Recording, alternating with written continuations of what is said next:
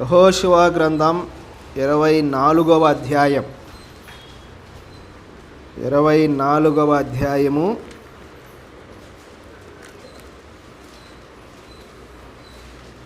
15వ వచనాన్ని చదువుకుందాం. వెర్స్ 15. యెహోషువ గ్రంథం 24వ అధ్యాయము 15వ వచనం.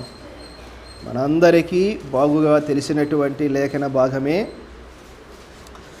యెహోవాను సేవించుట మీ దృష్టికి కీడని తోచిన ఎడల మీరు ఎవని సేవించెదరో నది అద్దరిని మీ పితరులు సేవించిన దేవతలను సేవించెదరో అమోరీయుల దేశమున మీరు నివసించుచున్నారే వారి దేవతలను సేవించెదరో నేడు మీరు కోరుకొనిడి.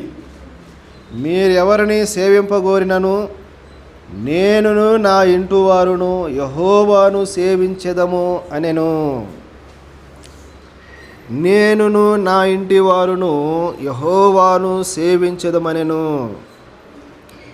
సహోదరులారా, మనం చదువుకున్నటువంటి ఈ లేఖన భాగం అనేక సందర్భాలలో మనం విని ఉన్నాం ప్రియులారా. యెహోషువ గ్రంథం 24వ అధ్యాయము 15వ వచనములో మోషే తరువాత దేవుడు యెహోషువను ఎన్నుకొని మరి ఇశ్రాయేలీలను ఆ యొక్క కానాను దేశములోనికి తీసుకొని వచ్చినట్లుగా మనం చూస్తాం.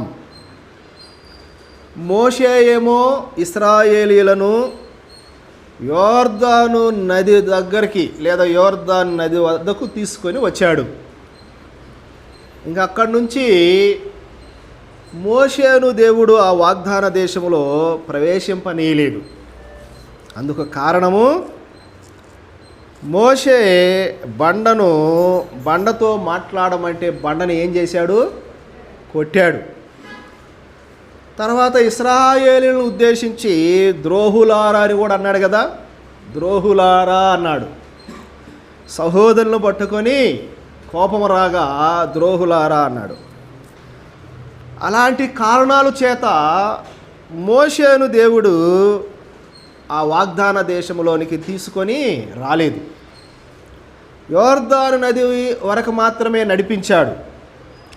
అక్కడ నుంచి యెహోషువ యోర్దాను నదిని దాటి ఆ ఇశ్రాయేలీలను ఆ వాగ్దాన దేశంలోనికి తీసుకొని వచ్చాడు. తీసుకొని వచ్చిన తర్వాత ఆ కాలక్రమంలో చాలా యుద్ధాలు జరిగినాయి. మరి అవన్నీ మనకు తెలిసిన సంగతులే ప్రియులారా. అవన్నీ ఇప్పుడు అవసరం లేదు మనకు.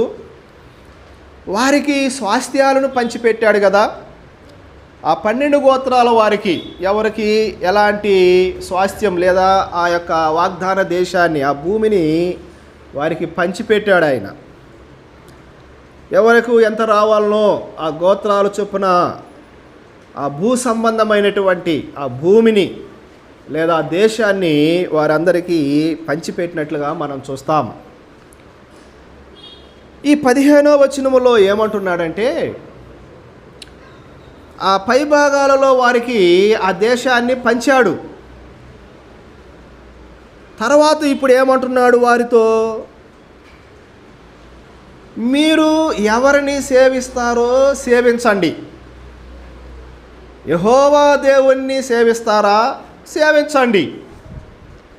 లేదా అమోరీయుల దేవతలను లేదా ఐగుప్తుల యొక్క దేవతలను లేదా ఈ భూ సంబంధమైనటువంటి దేవతలను సేవిస్తారా? సేవించండి. మీరు ఎవరిని సేవిస్తారో వాళ్ళని సేవించండి లేదా పూజించండి. నేను నా ఇంటి వారు మాత్రం ఏమి చేస్తాము? యెహోవాను సేవించదము. ఫస్ట్ వారికి ఆ వాగ్దాన దేశాన్ని పంచిపెట్టాడు. అవన్నీ భూ సంబంధమైనటువంటి ఆశీర్వాదాలు లేదా భూ సంబంధమైనటువంటి సౌకర్యాలు, భూ సంబంధమైనటువంటి ప్రయోజనాలు. ఆ వాగ్దాన దేశాన్ని వారికి పంచటం అనేది అది భూ సంబంధమైనది. అదంతా అది ఆత్మ సంబంధమైనది కాదు. అది భూ సంబంధమైన వాటిని పంచి భూ సంబంధమైనటువంటి ఆ స్వాస్థ్యాలను వారికి ఇచ్చి ఇప్పుడు ఆత్మ సంబంధమైన విషయాలను కూడా వారి దృష్టికి తీసుకొని వస్తూ ఉన్నాడు. భూ సంబంధమైనటువంటి దేశాన్ని పంచాడు, ఇప్పుడు ఆత్మ సంబంధమైన విషయాలను కూడా వారి దృష్టికి తీసుకొని వస్తున్నాడు. యెహోషువ యొక్క ఉద్దేశం ఏమిటంటే ఇశ్రాయేలీయులకు భూ సంబంధమైన వాటిని మాత్రమే కాదు మనం ఇవ్వవలసినది, భూ సంబంధమైన ఆశీర్వాదాలు మాత్రమే కాదు వారికి ఇవ్వాల్సినది, భూ సంబంధమైన ఆ భూమిని మాత్రమే కాదు వారికి ఇవ్వాల్సినది. ఇప్పుడు వారికి ఆత్మ సంబంధమైన వాటిని కూడా పంచాలి, ఆత్మ సంబంధమైన వాటిని కూడా వాళ్ళకి ఇవ్వాలి, ఆత్మ సంబంధమైన వాటిని కూడా వారికి పరిచయం చేయాలి. ఒక నిజమైన నాయకుడు, ఒక నిజమైన దేవుని సేవకుడు ఏం చేస్తాడంటే భూ సంబంధమైన మేలులతో నింపుతాడు అవసరమైతే, అదే సమయంలో ఆత్మ సంబంధమైన వాటిని కూడా తన ప్రజలకు తెలియజేస్తాడు. కేవలము భూ సంబంధమైనవి మాత్రమే కాదు ఒక నాయకుడు లేదా ఒక సేవకుడు ఇచ్చేది, ఆత్మ సంబంధమైన వాటిని కూడా వారికి తెలియజేయాలి. ప్రియులారా, యెహోషువ ఇప్పుడు ఆత్మ సంబంధమైన వాటిని కూడా తెలియజేస్తూ ఉన్నాడు. మీరు భూమిని తీసుకోవటమే మాత్రమే కాదు, ఈ దేశాన్ని అనుభవించటం మాత్రమే కాదు, ఈ దేశ ఫలాలను మీరు అనుభవించటం మాత్రమే కాదు, మీరు దేవుని వైపు కూడా చూడాలి, మీరు ఎవరిని సేవించాలి, మీరు ఎవరిని ఆరాధించాలి, ఎవరిని పూజించాలి, మీరు ఎవరిని పూజిస్తున్నారు. నేనైతే యెహోవానే పూజిస్తాను, నేను నా కుటుంబం యెహోవా దేవుణ్ణి మేము ఆరాధిస్తాం. ఆత్మ సంబంధమైన విషయాలను కూడా తీసుకొని వస్తున్నాడు. ప్రియులారా, ఇప్పుడు మన సంఘంలో మనం ఏం చేస్తున్నాం? మందిరం అయిపోగానే భూ సంబంధమైనటువంటి శరీర సంబంధమైనటువంటి ఆహారాన్ని పూజిస్తున్నాం మనం కదా. మనమందరము శరీర సంబంధమైన ఆహారాన్ని పూజిస్తున్నాం. ఇక్కడ పెద్దలు సహోదరులు కలిగిన బాధ్యత కలిగిన వారు మీకు మందిరం అయిపోగానే శరీర సంబంధమైన భోజనం పెట్టడం మాత్రమే కాదు, శరీర సంబంధమైన భోజనం పంచడం మాత్రమే కాదు, మీకు మేమేం చేయాలంటే అది మాత్రమే కాకుండా ఆత్మ సంబంధమైనది కూడా మీకు వడ్డించాలి, ఆత్మ సంబంధమైనది కూడా మీకు పంచాలి. ప్రియులారా, ఆత్మ సంబంధమైనవి కూడా మీ దృష్టికి మేము తీసుకొని రావాలి. బాధ్యత కలిగినటువంటి సహోదరులు కేవలము శరీర సంబంధమైనవే కాదు. చాలామంది ఏం చేస్తారు? ప్రజలను ఆకర్షించడానికి లేదా ప్రజలను తమ వైపుకు తిప్పుకోవడానికి ఎక్కువగా భూ సంబంధమైన వాటినే చేస్తూ ఉంటారు, భూ సంబంధమైన ప్రయోజనాలనే కల్పిస్తూ ఉంటారు, ఆత్మ సంబంధమైన వాటిని పట్టించుకోరు. వీళ్ళు ఆత్మీయంగా ఏ విధంగా ఉన్నారు, వీళ్ళు భక్తిలో ఏ విధంగా ఉన్నారు, విశ్వాసములో ఏ విధంగా జీవిస్తున్నారు, ఇలాంటి విషయాలను పట్టించుకోరు చాలామంది. అలాంటివి పట్టించుకుంటే వారికి నచ్చదు. మేము మీకు భోజనం పెట్టడం మాత్రమే కాదు, మీ భక్తి విషయంలో కూడా శ్రద్ధ తీసుకోవాలి, మేము మీ విశ్వాసం విషయంలో కూడా శ్రద్ధ తీసుకోవాలి. మీరు ఏ విధంగా జీవిస్తున్నారు, ఒకవేళ భక్తిలో విశ్వాసములో ఎక్కడైనా తప్పిపోతుంటే సరిచేయాల. ప్రియులారా, యెహోషువ అదే చేస్తున్నాడు. ఇక్కడ భూమిని పంచాడు మాత్రమే కాకుండా వీళ్ళ యొక్క భక్తి జీవితాన్ని ఆలోచన చేస్తున్నాడు, వారి యొక్క విశ్వాసాన్ని గురించి ఆలోచన చేస్తున్నారు. ఇశ్రాయేలీయులు అన్ని దేవతలను పూజించేవారు, ఇశ్రాయేలీయులు విగ్రహాలను పూజించేవారు. ఆ విషయాలను యెహోషువకు తెలుసు. అందుకని ఇప్పుడు ఖచ్చితంగా చెబుతూ ఉన్నాడు, మీరు భూమిని తీసుకున్నారు, మీరు భూమిని పంచుకున్నారు, బాగానే ఉంది. కానీ ఇప్పుడు దేవుని విషయానికి వచ్చేసరికి, ఆత్మ సంబంధమైన విషయానికి వచ్చేసరికి మీరు ఎవరిని సేవిస్తారు? మీరు ఎవరినైనా సేవించండి, డోంట్ కేర్, నో ప్రాబ్లం. నేనైతే నేనును నా ఇంటి వారును ఎవరిని సేవిస్తామో యెహోవాను మేము సేవిస్తామని యెహోషువ చెబుతున్నాడు. ప్రియులారా, ఒకే కుటుంబంలో ఉన్నటువంటి వారందరూ యెహోషువ భార్య, యెహోషువ పిల్లలు, వారందరూ మేము యెహోవా దేవుణ్ణే సేవిస్తాం, మేము విగ్రహాల జోలికి పోం, మేము యెహోవా దేవుడిని ఆరాధిస్తాం, మేము అన్ని దేవతలను పూజించాం. ఈ మాటలో నాకు ఏమర్థమవుతుందంటే, యెహోషువ ఇంటిలో, యెహోషువ గృహంలో ఐక్యత ఉంది ప్రియులారా, యూనిటీ ఉన్నది, ఐక్యత ఉన్నది. విభేదించటం లేదు వీళ్ళు ఒకరినొకరు. తండ్రి యెహోవాను పూజిస్తానంటే భార్య నేను అన్య దేవతలను పూజించానని చెప్పటం లేదు. లేదా భార్యాభర్తలు యెహోవాని మేము పూజిస్తాము సేవిస్తామంటే పిల్లలేమో మేము విగ్రహాలను పూజిస్తామని చెప్పటం లేదు. అందరూ ఒకే తాటి మీద ఉన్నారు, అందరూ ఒకే నిర్ణయం మీద ఉన్నారు, అందరూ ఒకే మనసు మీద ఉన్నారు. మేమందరం యెహోవాను సేవిస్తాము. ఇందులో యెహోషువ గృహములో ఐక్యతను మనం చూస్తూ ఉన్నాం. యెహోషువ గృహములో ఐక్యతను మనం చూస్తూ ఉన్నాం. చాలా గృహాలలో ఐక్యత ఉండదండి. భార్య ఏమో ఒక దేవుణ్ణి పూజిస్తుంది, భర్త ఏమో ఒక దేవుణ్ణి ఆరాధిస్తారు, పిల్లలేమో ఒక దేవుణ్ణి ఆరాధిస్తారు. లేదా తల్లిదండ్రులేమో ఒక దేవుణ్ణి ఆరాధిస్తారు, పిల్లలు అసలు దేవుడే లేదనేటువంటి కుటుంబాలు మనం చూస్తాం. కుటుంబాలలో ఐక్యత లేదు ప్రియులారా. కుటుంబాల్లో మాత్రమే కాదు, సంఘాలలో కూడా మనం ఐక్యతను ఇప్పుడు చూడలేకపోతున్నాం. యెహోషువ కుటుంబం ఎలాంటి కుటుంబం అంటే ఐక్యత కలిగినటువంటి కుటుంబం యెహోషువ కుటుంబం. యెహోషువ ఇంటిలో ఐక్యత ఉన్నది. భర్త మాట భార్య వింటుంది, తల్లిదండ్రుల మాట బిడ్డలు వింటూ ఉన్నారు, అందరూ ఒకే నిర్ణయంతో ఉంటూ ఉన్నారు ప్రియులారా. యెహోషువ ఇంటిలో ఐక్యత ఉన్నది. చాలా కుటుంబాల్లో ఐక్యత లేదు ఇప్పుడు, సంఘాలలో ఐక్యత లేదు ఇప్పుడు, సహోదరుల మధ్య ఐక్యత లేదు ఇప్పుడు. ఎక్కడ చూసినా అనైక్యతే, ఐక్యతను కోల్పోతూ ఉన్నాం మనం. నేను మీకు ఒక 4 టిప్స్ చెప్తా. టిప్స్ అంటారు కదా, ఐక్యతను కాపాడుకోవడానికి. మనమందరం ఐక్యతను కాపాడుకోవడానికి 4 టిప్స్ చెప్తా మీకు. అవి నా టిప్స్ కాదు, జోనాథన్ ఎడ్వర్డ్ అని ఒక ఆయన మంచి భక్తుడు, ఆయన జోనాథన్ ఎడ్వర్డ్స్ అంటారు అతన్ని. అతను చెప్పినటువంటి 4 టిప్స్. మనం ఐక్యతను కాపాడుకోవాలంటే ఈ 4 టిప్స్ని కానీ పాటిస్తే ఐక్యతను మనం కాపాడుకుంటాం. ఈ 4 టిప్స్ ఒకసారి మనం విందాం. మొదటి టిప్ ఏంటంటే, ఆయన చెప్పినటువంటి ఆ టిప్స్లో మొదటిది ఏంటంటే, ఐక్యతను కాపాడుకోవడానికి ఆయన ఏమన్నాడంటే, అగ్రీ మోర్ ఆర్గ్యూ లెస్ అన్నాడు. అర్థమైందా మీకు? పిల్లలకు బాగా అర్థమైనట్టు, అందరూ ఇంగ్లీష్ మీడియం కదా, అర్థమైందా? అగ్రీ మోర్ ఆర్గ్యూ లెస్ అన్నాడు. ఏమిటి దీని అర్థం? ఎక్కువగా అంగీకరించు, తక్కువగా వాదించు. ఎక్కువగా అంగీకరించు, తక్కువగా వాదించు. Agree more argue less. మన కుటుంబాలలో ఐక్యత ఉండాలంటే ఎక్కువగా అంగీకరించాలి. భర్త ఏదైనా చెప్పాడా, ఎక్కువగా అంగీకరించు భర్తను. లేదా భార్య ఏదైనా చెప్పిందా, ఎక్కువగా అంగీకరించు.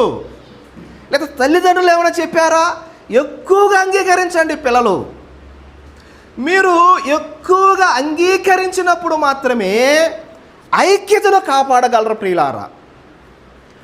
Agree more argue less. వాదన అనేది తక్కువగా ఉండాలి, అంగీకరించడం ఎక్కువగా ఉండాలి, వాదన అనేది తక్కువగా ఉండాలి. భర్త ఏదైనా చెప్పినప్పుడు ఎక్కువగా అంగీకరించు. ఒకవేళ నీకు నచ్చకపోయినా, భర్త చెప్పేది నీకు నచ్చకపోయినా అంగీకరించేదానికే ప్రయత్నం చేయి. నువ్వు అంగీకరించినప్పుడు ఐక్యత ఉంటుంది అక్కడ. నువ్వు అంగీకరించకుండా ఆర్గ్యూ చేసావనుకో, వాదించావనుకో, గొడవ పెట్టుకున్నావనుకో, ఐక్యత రాదు, అక్కడ అనైక్యత వస్తుంది ప్రియులారా. కాబట్టి ఐక్యతను మనం కాపాడుకోవాలంటే సంఘాలలో కూడా మనం ఐక్యతను కాపాడుకోవాలంటే అగ్రీ మోర్ ఎక్కువగా అంగీకరించాలి, ఆర్గ్యూ లెస్ తక్కువగా వాదించాలి. ఇప్పుడు డేవిడ్ ఒకటి చెప్పాడు, ఏదైనా ఒక విషయం చెప్పాడు, నేనేం చేయాలి లేదా మనం ఏం చేయాలి? అది మనకి ఇష్టం లేకపోయినా ఆయన చెప్పేది అంగీకరిద్దాం. అంగీకరించినప్పుడు ఆయనతో మనకు ఐక్యత అనేది కొనసాగుతుంది ప్రియులారా. మరీ చెడు సిద్ధాంతాలకు సంబంధించింది కాదనుకోండి, మరీ ఏదైనా ఇబ్బందికరమైతే అంగీకరించాల్సిన పని లేదు. కానీ అది ప్రమాదం లేనంత వరకు మనం అంగీకరించాలి. అంగీకరించకుండా వాదనకు దిగామనుకో అక్కడ అనైక్యత ఉంటుంది, అక్కడ ఐక్యత ఉండదు ప్రియులారా. కాబట్టి మనం అంగీకరించేదే నేర్చుకోవాలి కానీ ఆర్గ్యూ చేసేదానికి ఇష్టపడకూడదు. మనం తక్కువగా వాదించాలి, ఎక్కువగా అంగీకరించాలి. అప్పుడేమవుతుందంటే ఐక్యత ఉంటుంది. కాబట్టి మొదటి టిప్ ఏంటంటే అగ్రీ మోర్ ఆర్గ్యూ లెస్ అన్నాడు. రెండవ టిప్ ఏం చెప్పాడంటే కన్ఫెస్ మోర్ క్రిటిసైజ్ లెస్ అన్నాడు. అర్థమవుతుంది కదా మీకు పిల్లలకు? అర్థమవుతుంది కదా? కన్ఫెస్ మోర్ క్రిటిసైజ్ లెస్ అన్నాడు. ఎక్కువగా ఒప్పుకో, తక్కువగా విమర్శించు అని అర్థం. ఎక్కువగా ఒప్పుకో, తక్కువగా విమర్శించు. కన్ఫెస్ అంటే నీది తప్పు కాదు, నువ్వు ఒకవేళ రైటే, నీది కరెక్టే, ఎదుటివాడిదే తప్పు, ఎదుటివాడే నీ ఎడల తప్పు చేశాడు. నువ్వేం చేయాలంటే అప్పుడు నువ్వే కన్ఫెస్ అవ్వు, నువ్వే ఒప్పుకో.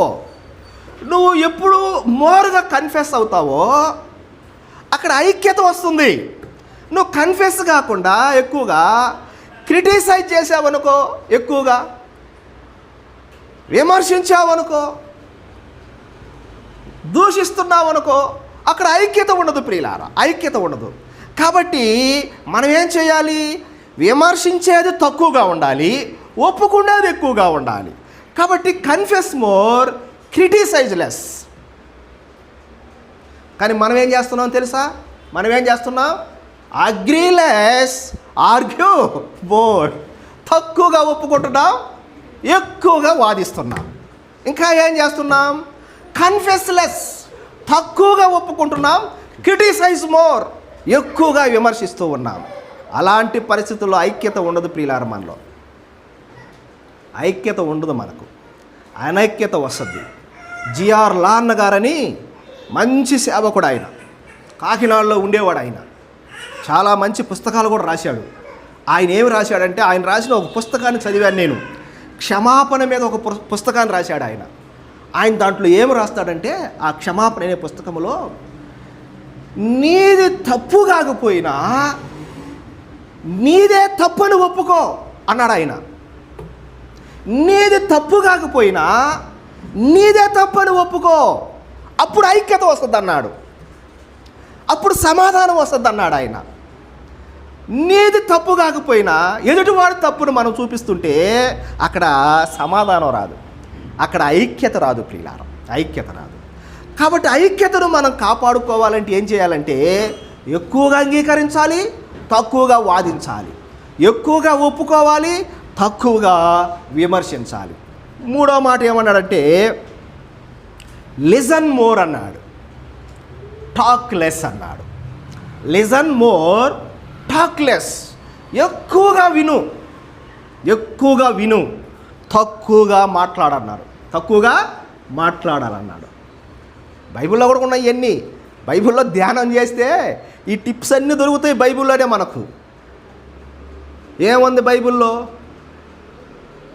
ఎక్కువగా వినాలి, తక్కువగా మాట్లాడాలని ఉంది కదా. దానికి సంబంధించిన ఏమైనా ఉంటుందా బైబిల్లో? దానికి రిలేటెడ్గా మాట్లాడడానికి ఏం చేయాలంట? నిదానించాలన్నాడు కదా. మాట్లాడడానికి వినుటకు వేగిరపడాలి కదా, వినుటకు వేగిరపడాలి, నిదానించుటకు మాట్లాడాలన్నారు. ఎందుకు రెండు చెవులు ఇచ్చాడు దేవుడు మనకు? ఎందుకు ఒక నోరే ఇచ్చాడు మనకు? ఒక నోరు ఎందుకు ఇచ్చాడు? తక్కువగా మాట్లాడి ఎక్కువగా వినమని. ఒక చెవి ఇచ్చిండి 2 నోర్లు ఇచ్చాడు అనుకో, అప్పుడు దాని అర్థం ఏంది? ఎక్కువగా మాట్లాడి తక్కువగా వినమని. 2 చెవులు పెట్టడానికి కారణం అదే. ఎక్కువగా వినాలని 2 చెవులు పెట్టాడు దేవుడు. ఒక 2 నోర్లు పెట్టాడు అనుకో, ఆ ముఖం చూడడానికి కూడా బాగుండదు కదా. 2 నోర్లు ఉన్న ముఖం ఎట్లా ఉంటుంది, అబ్బో ఊహించుకోలేము. కాబట్టి ఒక ముఖం ఉంటేనే, ఒక నోరు ఉంటేనే అందం ముఖానికి కూడా.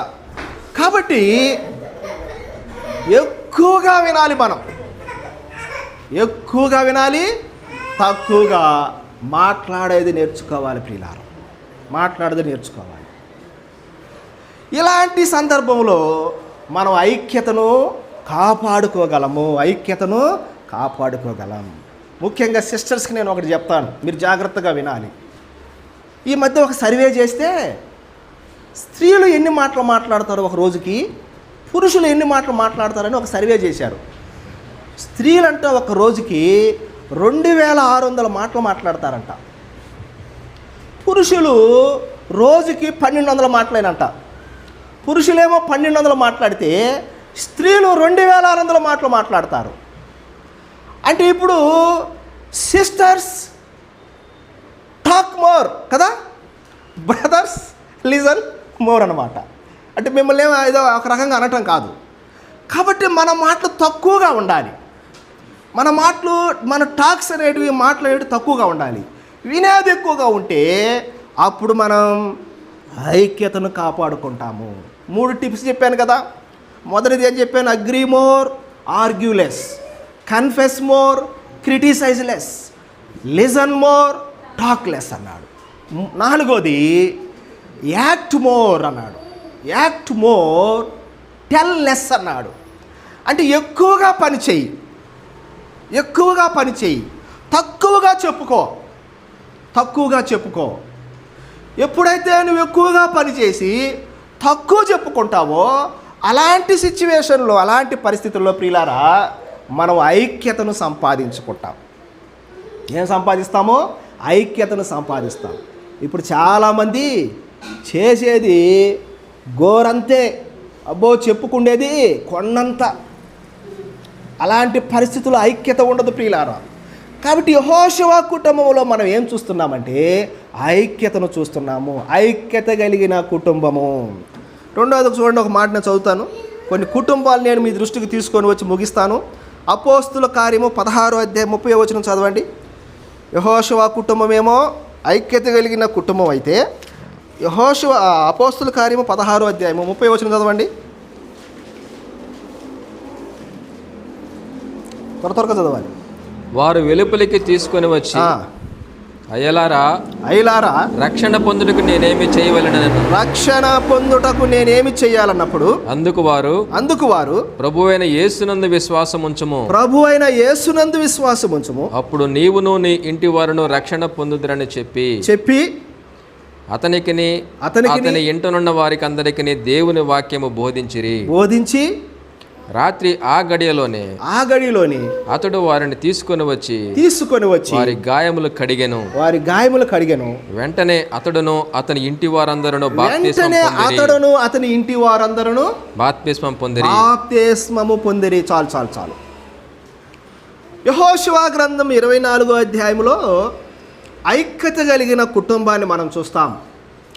అపోస్తుల కార్యములు 16వ అధ్యాయం 30వ వచనములో రక్షణ పొందిన కుటుంబాన్ని మనం చూస్తాం. సేవ్డ్ ఫ్యామిలీ అంటారు. రక్షణ పొందిన కుటుంబం, అతడును అతని ఇంటి వారందరూ అనే మాట ఉంది కదా.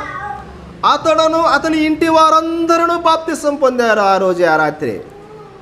వారందరూ రక్షణ పొందారు ప్రియులారా. ఆ రోజు భర్త రక్షణ పొందాడు, భార్య రక్షణ పొందింది, పిల్లలు రక్షణ పొందారు. రక్షణ పొందిన కుటుంబం. మరి మన కుటుంబాలు ఎలా ఉన్నాయి? మన కుటుంబంలో అందరూ రక్షణ పొందారా? మన కుటుంబంలో అందరూ రక్షణ పొందారా? ఇప్పుడు నా కుటుంబంలో నేను రక్షణ పొందాను, నా భార్య రక్షణ పొందింది, మా 3 పిల్లలు రక్షణ పొందల.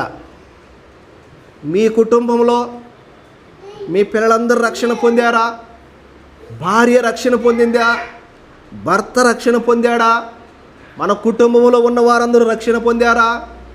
రేపు దేవునికి మనమే లెక్క చెప్పాలి, దేవునికి మనం లెక్క అప్పగించాలి. భార్యాభర్తలు రక్షణ పొందారు, పిల్లలు రక్షణ పొందకుండా ఈ లోకాన్ని విడిచిపెడితే రేపు దేవుడు అడిగేది మనల్ని, ఎందుకు నీ పిల్లలు రక్షణ పొందలేదు? వాళ్ళని అడిగితే మా నాన్న ప్రవర్తన సరిలేదు అందుకే నేను రక్షణ పొందలేదంటారు పిల్లలు.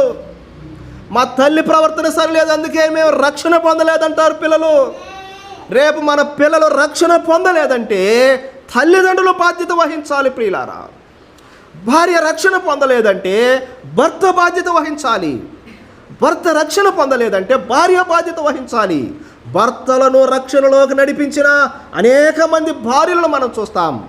భార్యలను రక్షణలోకి నడిపించిన అనేక మంది భర్తలను మనం చూస్తాం. లేదా పిల్లలను రక్షణలోకి నడిపించిన అనేక మంది తల్లిదండ్రులు మనం చూస్తాం. రక్షణ పొందారా? మన కుటుంబంలో మీకే కాదు ఈ మాటలు, నాకు కూడా మనం అందరం పరిశీలన చేసుకోవాలి. మన కుటుంబంలో అందరూ రక్షణ పొందారా? యేసు ప్రభు త్వరగా వస్తున్నాడండి. యేసు ప్రభు త్వరగా వస్తూ ఉన్నాడు. మనం ఎత్తబడి మన పిల్లలు విడిచిపెట్టబడితే, భార్య ఎత్తబడి భర్త విడిచిపెట్టబడితే, లేదా భర్త ఎత్తబడి భార్య విడిచిపెట్టబడితే ఎంత దారుణం, ఎంత దారుణం. జాగ్రత్తగా ఆలోచన చేయాలి. పిల్లలైన వారు కూడా ఆలోచన చేయాలి. రక్షణ పొందాలి, కుటుంబం అంతా రక్షణ పొందాలి. నేనును నా ఇంటి వారును అన్నాడు యెహోషువ. తన ఇంటి వారందరితో ఆ చెరసాల నాయకుడు, అయలారా రక్షణ పొందుటకు నేనేమి చేయాలన్నాడు. నిజంగా మంచి ప్రశ్న వేశాడు అతను. రక్షణ పొందుటకు ఏమి చేయాలో చాలామందికి తెలియటం లేదండి ఇప్పుడు కదా. ఈ చెరసాల నాయకుడు మంచి ప్రశ్న అడిగాడు. అతను ఒక నాయకుడిగా ఉండి, బాగా చదువుకున్నాడు, ఒక అధికారిగా ఉండి రక్షణ ఏ విధంగా పొందాలో తెలియటం లేదు. చాలామందికి తెలియదండి రక్షణ ఏ విధంగా పొందాలో. దానాలు చేస్తే రక్షణ పొందుతామనుకుంటున్నారు, ధర్మాలు చేస్తే రక్షణ పొందరు, తీర్థయాత్రలు పుణ్యక్షేత్రాలు దర్శిస్తే రక్షణ పొందరు, గోదానం, వస్త్రదానం, అన్నదానం, భూదానం, నువ్వు ఏ దానాలు చేసినా రక్షణ పొందవు. రక్షణ పొందాలి అంటే అక్కడ పౌలు చక్కని సమాధానం ఇచ్చాడు. ఏమని ఇచ్చాడు? నీవును నీ ఇంటి వారును ప్రభు అయిన యేసు క్రీస్తునందు విశ్వాసం ఉంచాలి. నువ్వు యేసు ప్రభువునందు విశ్వాసం ఉంచాలి.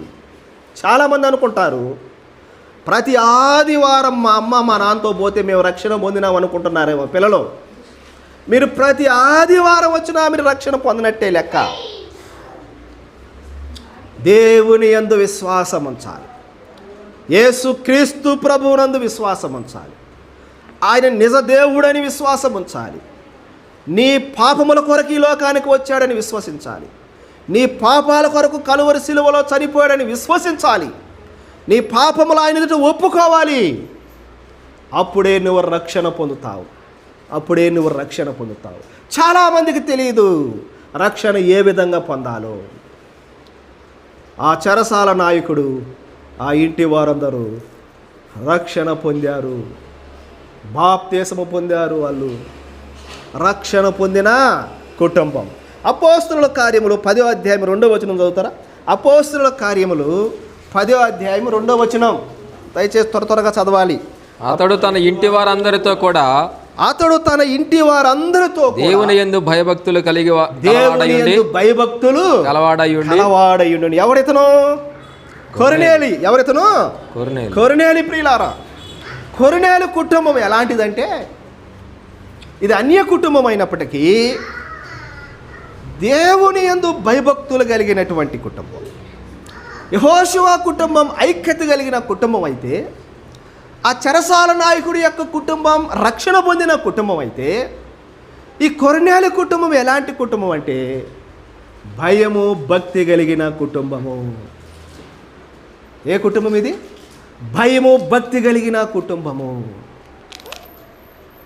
ఉందా మన కుటుంబాల్లో భయము భక్తి? మన కుటుంబాలలో భయము భక్తి ఉందా? పరిశీలన చేసుకోవాలి. తల్లిదండ్రులకే భయం లేకపోతే పిల్లలకి ఏం భయపడతారు దేవుడికి చెప్పండి? భర్తకే భయం లేకపోతే, భర్తకే భక్తి లేకపోతే భార్య ఏమి భయపడుతుంది? లేదా తల్లిదండ్రులకు లేకపోతే పిల్లలు ఏ విధంగా భయపడతారు? ఆలోచన చేయండి. ఉందా మన కుటుంబాలలో భయము? ఉందా మన కుటుంబాలలో భక్తి?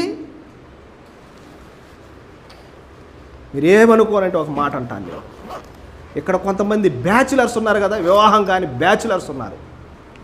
మీకు భార్యలు లేరుగా, మీకు పిల్లలు లేరుగా, మీరు మందిరానికి ఎట్లా రావాలి?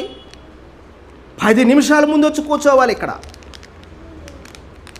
భార్యా బిడ్డలు ఉంటే ఏదో కొన్ని ఉంటాయి, వాళ్ళు ఒక 10 నిమిషాలు లేటుగా వచ్చారంటే అర్థం ఉంది, అంటే రా పని కాదు నేను చెప్పటం.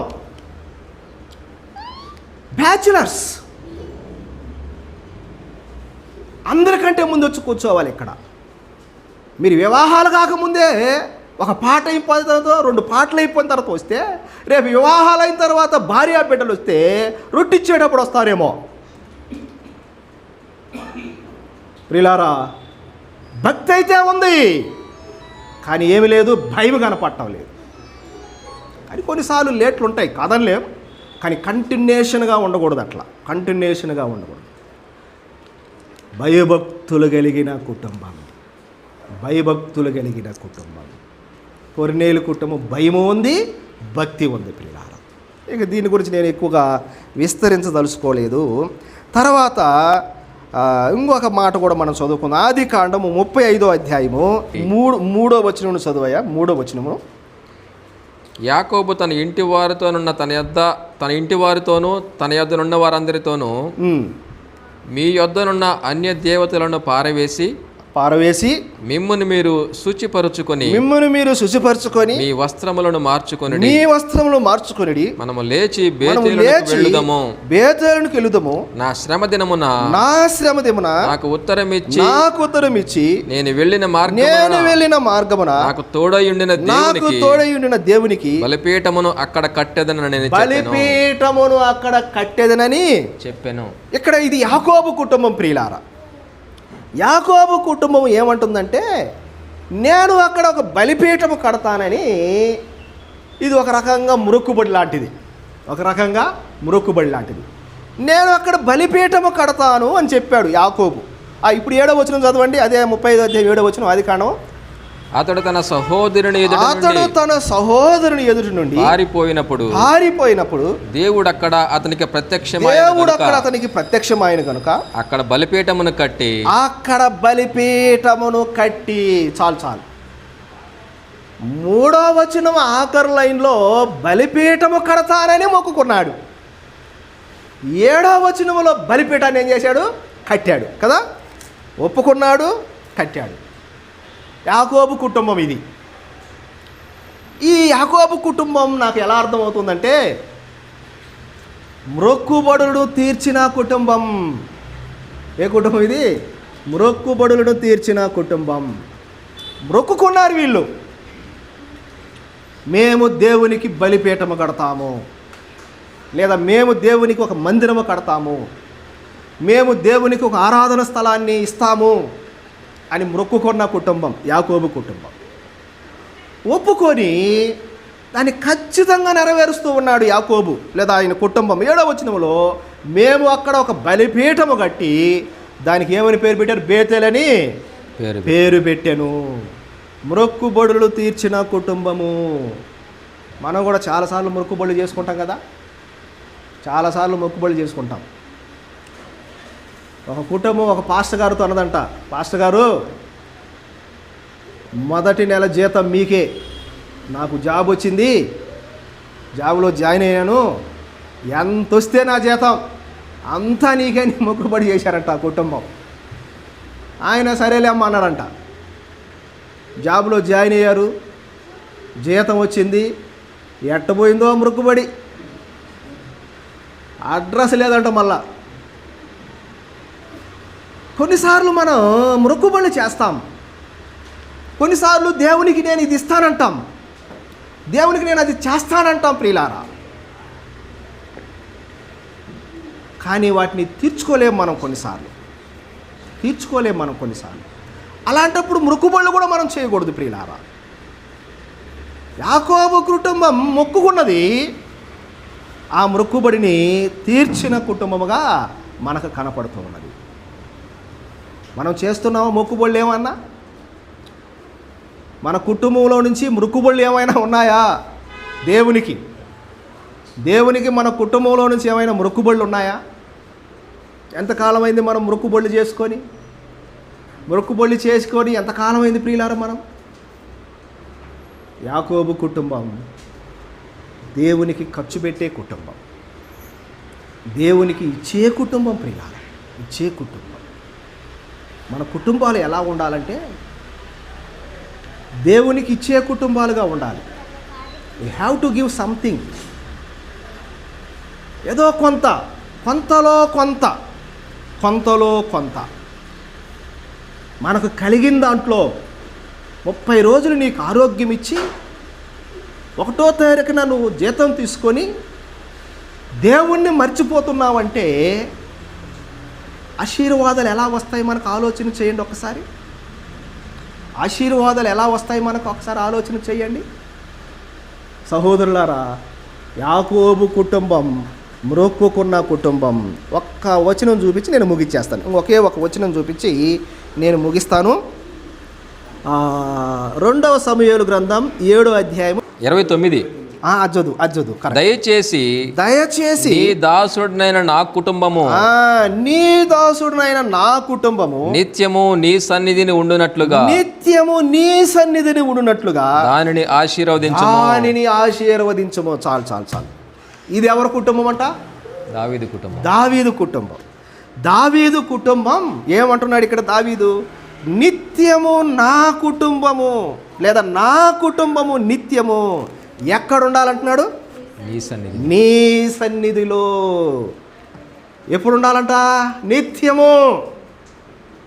1 గంట కాదు, లేదా అరపూట కాదు, లేదా 1 రోజు కాదు, లేదా ఆదివారం కాదు, లేదా శనివారం కాదు, లేదా అప్పుడప్పుడు కాదు. నా కుటుంబం నీ సన్నిధిలో ఉండేది నిత్యం, ఆల్వేస్.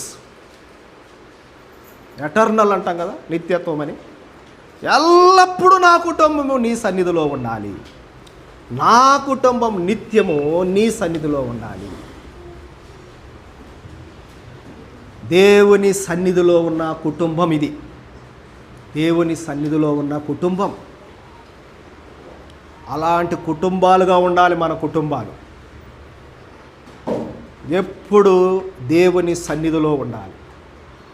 దేవుని సమయాన్ని మనం దొంగిలించకూడదు. ఆయన సమయాన్ని మనం ఆయనకి ఇవ్వాలి ప్రియులారా.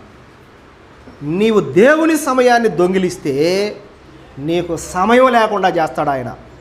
చాలా అనుభవాలు నాకు తెలుసు, అట్టాటి చాలా అనుభవాలు నాకు తెలుసు ప్రియులారా. కొందరు ప్రభు దినాన్న దేవుని సమయంలో, దేవునికి ఇవ్వవలసిన సమయంలో వివాహానికి పోవాలనుకుంటారు. అటు నాకు చాలా జరిగాయి, నేను తెలుసు కూడా. కొన్ని పోవాలనుకొని పోతారు, ఆ వివాహానికి కూడా పోలేరు. ఏదో ఒకటి క్యాన్సిల్ అయిపోద్ది, అనుకున్నది చూడలేకపోతారు ప్రియులారా. కాబట్టి ఆయన సమయాన్ని మనము ఆయనకి ఇవ్వాల్సిందే, అంతే. యెహోవా లేదా దేవుని సన్నిధిలో ఉన్న కుటుంబం. నేను చెప్పిన 4 టిప్స్ గుర్తుంటాయా మీకు? గుర్తుపెట్టుకోండి ఆ టిప్స్. 2వ కుటుంబం రక్షణ పొందిన కుటుంబం, చెరసాల నాయకుడి కుటుంబం. 3వ కుటుంబం భయభక్తులు కలిగిన కుటుంబం, కొర్నేలు కుటుంబం. 4వ కుటుంబం మొక్కుబడులు తీర్చిన కుటుంబం, యాకోబు కుటుంబం. 5వ కుటుంబం దేవుని సన్నిధిలో ఉన్న కుటుంబం, దావీదు కుటుంబం. ప్రభు ఈ మాటలు మన కొరకు దీవించును గాక.